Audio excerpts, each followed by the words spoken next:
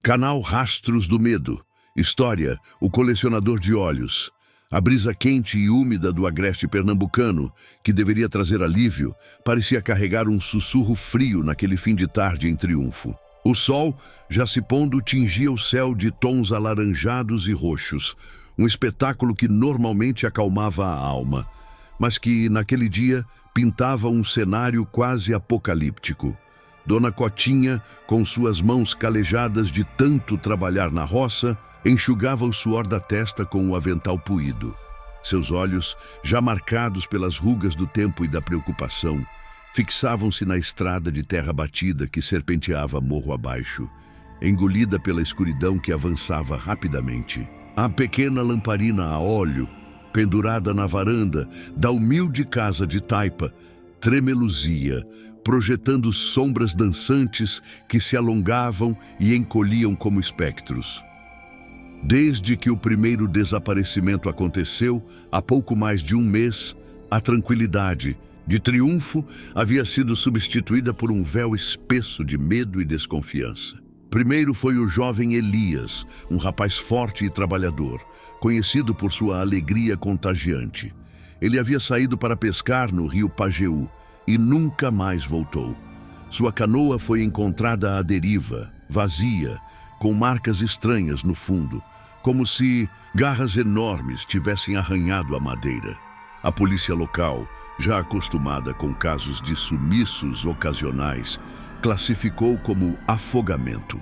Mas Dona Cotinha e muitos outros sentiam que algo estava profundamente errado.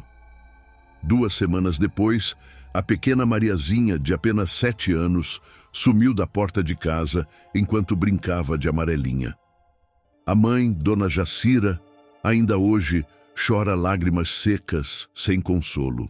As bonecas de pano da menina, feitas com retalhos coloridos, jaziam abandonadas no terreiro, testemunhas silenciosas de uma tragédia incompreensível.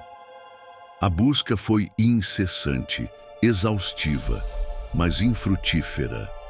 O medo, antes um sussurro, agora era um grito ensurdecedor, ressoando pelas ruas de pedra e pelas casas simples do vilarejo. E, na noite anterior, o impensável aconteceu. Seu Tião, o velho benzedor, respeitado por todos pela sua sabedoria e pelos seus benzimentos que curavam qualquer mal, foi encontrado na porta de sua casa. Não foi encontrado. O que sobrou dele é que foi achado. Seu corpo estava ali, no batente da porta, mas algo terrível e inominável havia sido extraído de suas órbitas. Seus olhos haviam sumido. Não havia sangue, nem sinal de luta. Apenas 2 buracos escuros, vazios, que pareciam encarar o nada, um abismo de terror, que se abria na alma de quem via. O pânico se instalou de vez em Triunfo. Agora, não era apenas o sumiço, era a certeza de que algo perverso, desumano, estava à espreita. Dona Cotinha acendeu mais uma lamparina. A luminosidade tênue, no entanto, não conseguia afastar a escuridão, que parecia brotar de dentro das paredes de sua própria casa. Seu neto, Pedro, de 16 anos, estava com ela. O garoto, magro, mas de olhar esperto, tentava disfarçar o próprio medo, mas a avó via a apreensão em seus olhos. Ele queria ir à casa do amigo Luan, que morava a poucos quarteirões dali. Vó, eu prometi pro Luan que ia lá. Ele tá com medo de ficar sozinho depois do que aconteceu com seu Tião, Pedro disse, a voz tentando soar firme, mas com um leve tremor. Dona Cotinha balançou a cabeça lentamente, os lábios apertados em uma linha fina. Pedro, meu filho, não é hora de andar na rua, tá perigoso demais. Fica aqui comigo. Mas, vó, o Luan mora aqui perto e tem o Zeca, o cachorro dele. Ele é bem grande, vó. Ninguém vai mexer com a gente. A voz de Pedro era quase um súplica. Velha mulher suspirou. Ela sabia o quanto Pedro e Luan eram apegados. Além disso, a casa de Luan era uma das poucas que ainda tinha vizinhos próximos. o que de certa forma oferecia uma sensação de segurança. Tá bom, meu filho, mas você volta antes da noite fechar de vez e vai com a faca de cortar coco, tá bom? Só por segurança. Pedro assentiu, pegando a faca afiada que a avó usava para abrir cocos, um instrumento pesado e com um cabo de madeira já liso de tanto uso. Ele beijou a testa de Dona Cotinha e, com um último olhar apreensivo para a escuridão que se adensava, saiu. A porta rangeu ao fechar, um som que, naquele silêncio tenso, pareceu amplificado. O caminho até a casa de Luan era curto, mas, com a chegada da noite, cada sombra, cada sussurro do vento entre as árvores se transformava em uma ameaça. Pedro caminhava rápido, a faca pesando em sua mão. Ele imaginava ter ouvido passos atrás dele. Parava, virava-se bruscamente, mas só encontrava o vazio e o chiado dos grilos. A luz das poucas lamparinas acesas nas casas vizinhas era um consolo pálido contra a escuridão opressora.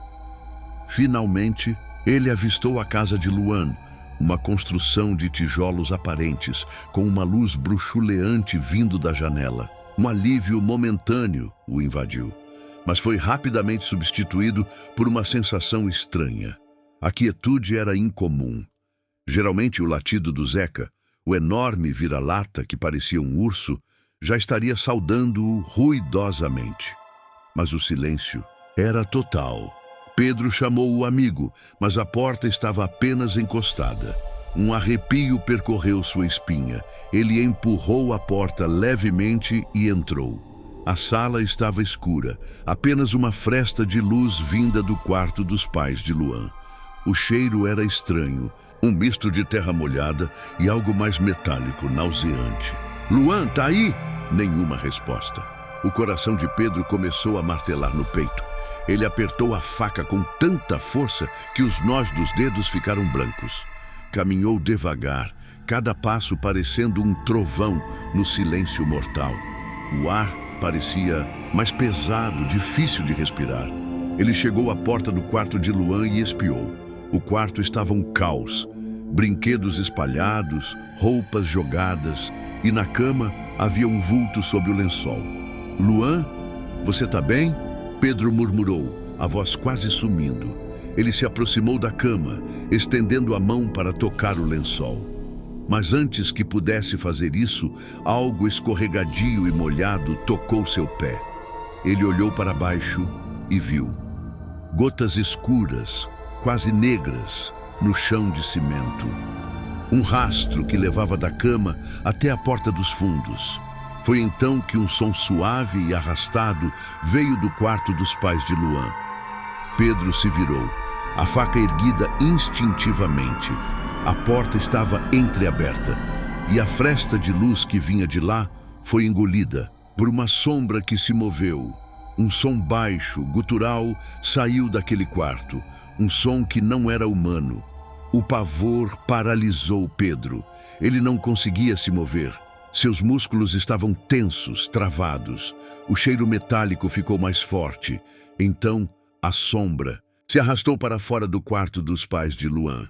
E Pedro viu. Não era uma pessoa. Era uma figura alta, disforme, com membros desproporcionais, que parecia se contorcer e se alongar em ângulos impossíveis. A pele, se é que era pele, parecia úmida e reluzente na escuridão.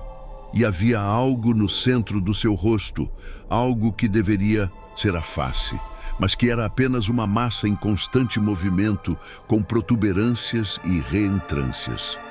Mas o que mais aterrorizou Pedro foi o que estava no lugar dos olhos. Não havia órbitas vazias como as de seu Tião. Havia olhos, incontáveis olhos, de tamanhos diferentes, cores variadas, fixos em Pedro, brilhando com uma luz doentia e inumana.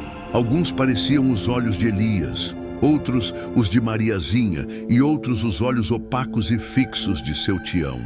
Todos eles agora estavam ali, incrustados naquela criatura medonha, pulsando com uma vida macabra.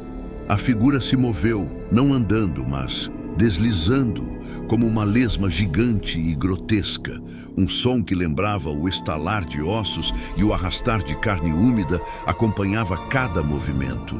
Os olhos na criatura giravam em suas órbitas improvisadas, focando em Pedro, uma coleção viva e aterrorizante.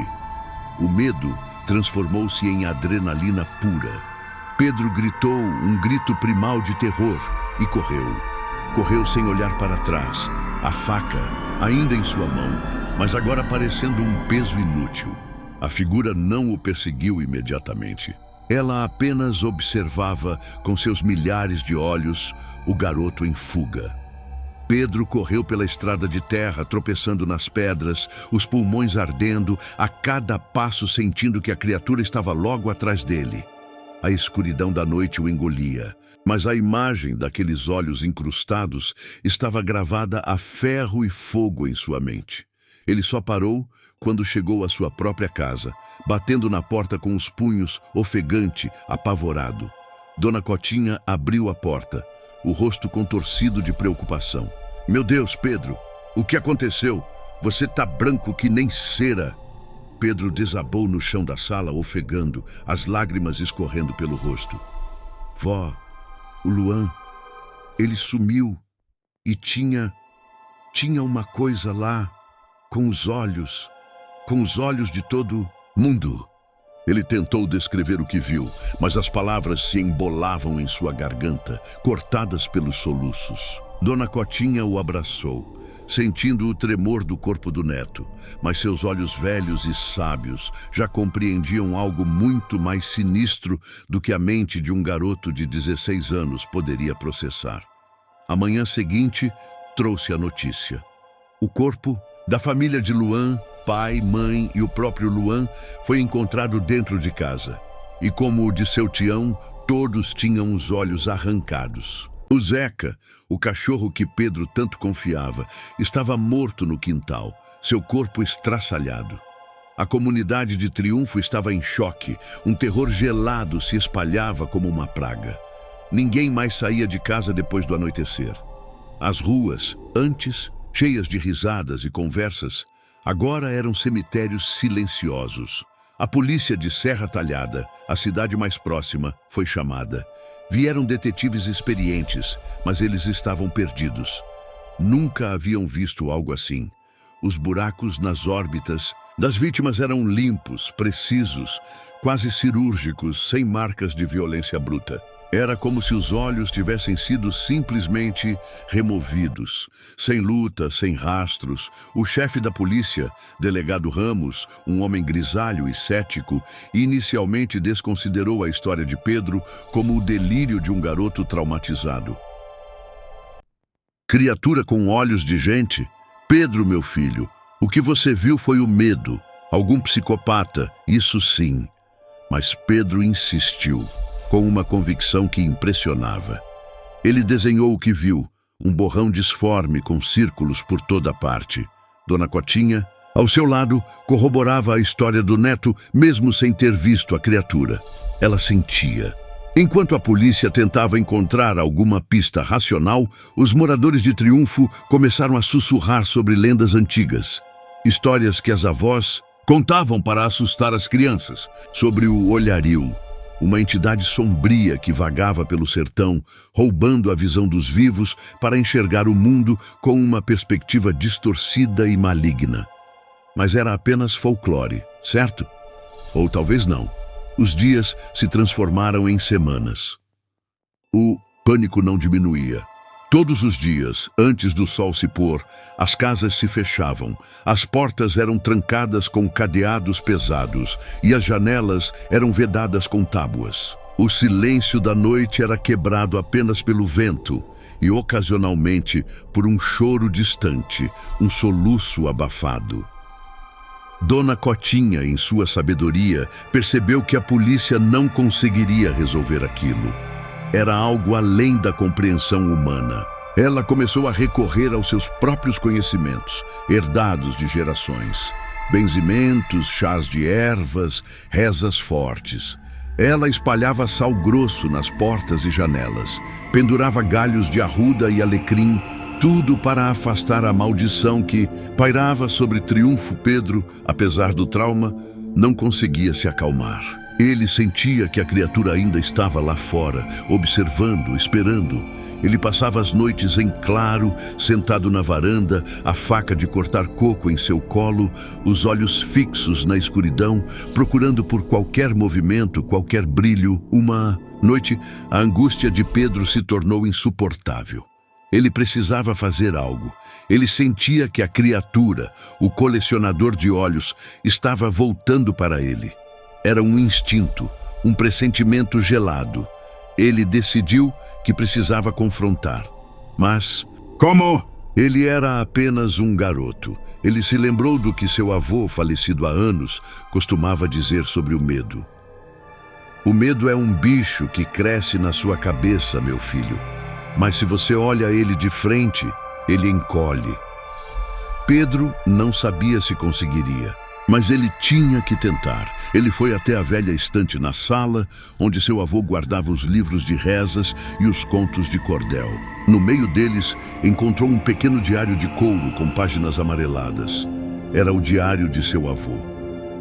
Pedro começou a folhear as páginas, lendo a caligrafia já desbotada. O avô havia sido um contador de histórias, e em uma das páginas havia um relato sobre uma criatura antiga que se alimentava da luz dos olhos. Era o olhario, mas com detalhes muito mais sinistros do que as lendas contadas por Dona Cotinha. O texto descrevia que a criatura era atraída pelo brilho da esperança e pela pureza da visão. Ela se alimentava do medo e da escuridão na alma, mas era vulnerável à luz mais forte, à coragem inabalável e, curiosamente, ao som de cânticos antigos que celebravam a vida e a resistência. O diário também mencionava que o olhario, ou colecionador de olhos, era um ser de escuridão que se manifestava com mais força onde havia desespero e desunião.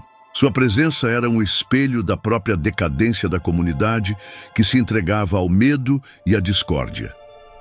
Pedro leu e releu, as palavras do avô ecoando em sua mente. Luz mais forte, coragem inabalável, cânticos antigos.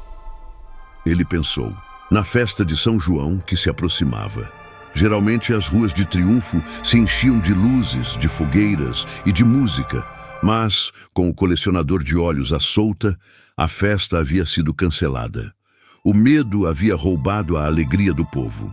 E talvez, pensou Pedro, era exatamente isso que a criatura queria. Ele teve uma ideia insana, mas que, na sua mente, era a única esperança. Na manhã seguinte, Pedro foi até a igreja, onde o padre Ezequiel, um homem jovem e vibrante, tentava manter a fé e a esperança da comunidade acesa. Ele contou ao padre sobre o diário do avô e sua ideia. O padre Ezequiel ouviu atentamente, a princípio cético, mas a paixão e a convicção nos olhos de Pedro o fizeram reconsiderar. Então você acha que a única forma de afastar essa coisa é trazer a luz de volta à cidade? Não só a luz, padre, a coragem, a união, o som da nossa fé e da nossa alegria.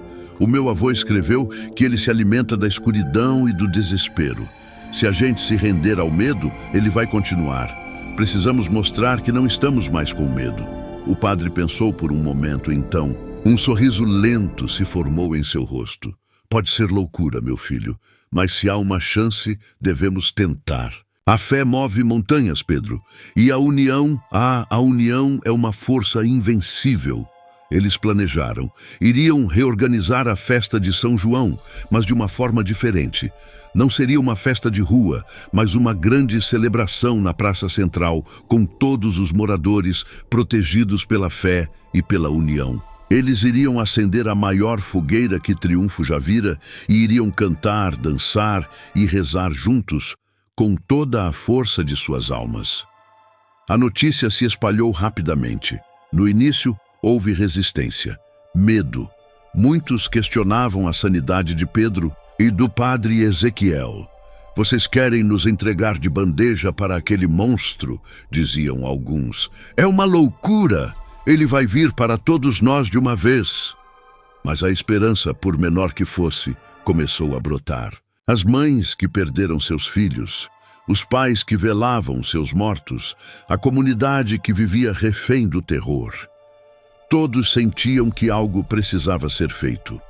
E a ideia de lutar contra o medo com a alegria e a união, por mais paradoxal que parecesse, começou a fazer sentido. Dona Cotinha, com lágrimas nos olhos, abençoou o neto. Vá, meu filho, faça o que seu coração manda. Seu avô estaria orgulhoso. A noite de São João chegou, mas não havia a habitual algazarra nas ruas. Todos se dirigiam para a praça central, onde uma enorme fogueira já estava sendo montada. O ar estava carregado de uma tensão quase palpável, um misto de medo e uma nova tênue esperança. As famílias, uma a uma, foram chegando, trazendo suas lamparinas, suas sanfonas e seus pandeiros. A fogueira foi acesa, suas chamas dançando, no ar, projetando luz e calor para as faces apreensivas dos moradores. O padre Ezequiel, de pé no centro da praça, com a voz embargada, começou a rezar. Meus irmãos e irmãs, estamos aqui hoje não para desafiar a escuridão, mas para iluminá-la com a luz da nossa fé. Aquele que nos persegue se alimenta do nosso medo e da nossa desunião. Mas hoje nós somos um só, somos triunfo e não nos curvaremos. A princípio, as vozes estavam tímidas, mas Pedro, com a faca de coco em sua mão, subiu em um pequeno caixote e começou a cantar uma canção de São João. Uma melodia antiga que falava de amor e de esperança, da força do sertão. Sua voz, ainda embargada pelo nervosismo, aos poucos ganhava força. Um a um, os moradores de Triunfo começaram a se juntar. As sanfonas começaram a tocar, os pandeiros a ritmar. E as vozes, antes silenciosas, começaram a entoar a canção. A praça, antes sombria, começou a vibrar com a energia da música, da dança e das orações. A fogueira crepitava, enviando suas chamas em direção ao céu estrelado. O medo ainda estava lá, latente, um arrepio na espinha de cada um. Mas a união, a força coletiva, era maior. A luz da fogueira iluminava os rostos e o som da música parecia repelir as sombras. Então, algo aconteceu. As luzes das casas vizinhas começaram a piscar. O vento, antes suave, começou a uivar, trazendo consigo um cheiro de terra molhada e de podridão. Um frio sobrenatural invadiu a praça, fazendo as chamas da fogueira dançarem freneticamente, como se estivessem lutando contra uma força invisível. A canção diminuiu um pouco, mas não parou. Os olhos dos moradores, antes fixos na fogueira, agora se voltavam para a escuridão que envolvia a praça, para os arredores onde as árvores balançavam violentamente, mesmo sem vento. E então, ela apareceu. No limite da luz da fogueira, no meio das sombras, a figura disforme e grotesca do colecionador de olhos se materializou, mais alta do que Pedro se lembrava, mais horripilante. Seus membros se contorciam e os milhares de olhos incrustados em seu corpo giravam, fitando a todos com uma fúria silenciosa. Ela não andava, deslizava, se arrastava, como uma sombra que ganhou vida. Um murmúrio de pavor se espalhou pela multidão. Alguns recuaram, o medo quase os dominando. Mas o padre Ezequiel ergueu a voz, mais forte do que nunca. Cantem, rezem, não parem. A luz da nossa fé é maior do que qualquer escuridão. Pedro, com os olhos fixos na criatura, começou a cantar novamente, com toda a força de seus pulmões. As outras vozes se uniram a ele, um coro poderoso e desafiador. A música e as orações se tornaram um escudo contra a escuridão que emanava da criatura. O colecionador de olhos avançou lentamente, seus olhos pulsando com uma raiva fria. Mas à medida que se aproximava da fogueira e do círculo de pessoas, a criatura parecia cambalear. O ar ao seu redor cintilava, como se a luz a estivesse queimando. Os olhos em seu corpo começaram a piscar, alguns se apagando. A criatura tentou estender um de seus membros disformes em direção à multidão, como se quisesse agarrar uma alma, um brilho de vida. Mas quando a sombra de sua mão tocou a luz da fogueira, ela recuou bruscamente, soltando um som estridente, um gemido de agonia que não era de dor física, mas de aversão à luz. A criatura não suportava a luz, nem a união, nem a coragem. Ela era um ser de escuridão, e a força coletiva daquele povo era um sol para ela. A multidão, vendo a reação da criatura, ganhou ainda mais força. As vozes se elevaram, as músicas ficaram mais altas, as palmas mais ritmadas. A fogueira, como se respondesse à energia, queimava com mais intensidade. O colecionador de olhos recuou, seus movimentos mais frenéticos, desordenados. Os olhos em seu corpo se apagavam um a um, como velas consumidas. A criatura parecia encolher, se contorcer, como se estivesse sendo desfeita. A luz da fogueira e a energia da multidão a estavam desintegrando. Com um último som sibilante, um misto de ódio e desespero, a figura disforme se desfez no ar, dissolvendo-se em uma névoa escura que foi rapidamente dissipada pelo vento. O silêncio caiu sobre a praça, mas era um silêncio diferente, um silêncio de alívio e de triunfo. A manhã seguinte, em triunfo, amanheceu com um brilho diferente. O sol parecia mais forte, o ar mais leve. As ruas ainda estavam silenciosas, mas agora era um silêncio de paz, não de medo. Os olhos das pessoas não carregavam mais o pavor, mas uma nova esperança. A família de Luan e seu Tião não voltariam, e a dor da perda ainda estava lá, mas a ameaça havia sido afastada. Triunfo havia se unido contra o medo e havia vencido. A partir daquele dia, a história do colecionador de olhos não seria apenas um conto de terror, mas uma lembrança da força da união, da fé e da coragem. Pedro, agora não mais apenas um garoto assustado, olhava para o horizonte. O sol nascia, e em seus olhos havia um brilho diferente, um brilho de quem enfrentou a escuridão e encontrou a própria luz. E assim, triunfo nunca mais foi a mesma. A lenda do colecionador de olhos ainda é contada, mas agora ela vem acompanhada da história de como um povo, guiado pela coragem de um jovem e pela fé de um padre, conseguiu afastar o mal mais profundo. É uma lembrança de que mesmo nas trevas mais densas, a luz da esperança e da união pode brilhar mais forte. Se essa história te arrepiou e te deixou com um frio na espinha, não se esqueça de deixar o seu like aqui no vídeo. Isso ajuda muito o canal a crescer e a trazer mais histórias de terror para vocês. E se você ainda não é um de nós, inscreva-se no canal Rastros do Medo e ative o sininho para não perder nenhuma de nossas investigações no mundo sombrio. Para não perder o ritmo e continuar sua jornada pelos mistérios e horrores do desconhecido, tem mais um vídeo incrível do Rastros do Medo aparecendo na sua tela agora mesmo. Clica lá e vamos juntos desvendar os próximos enigmas do pavor.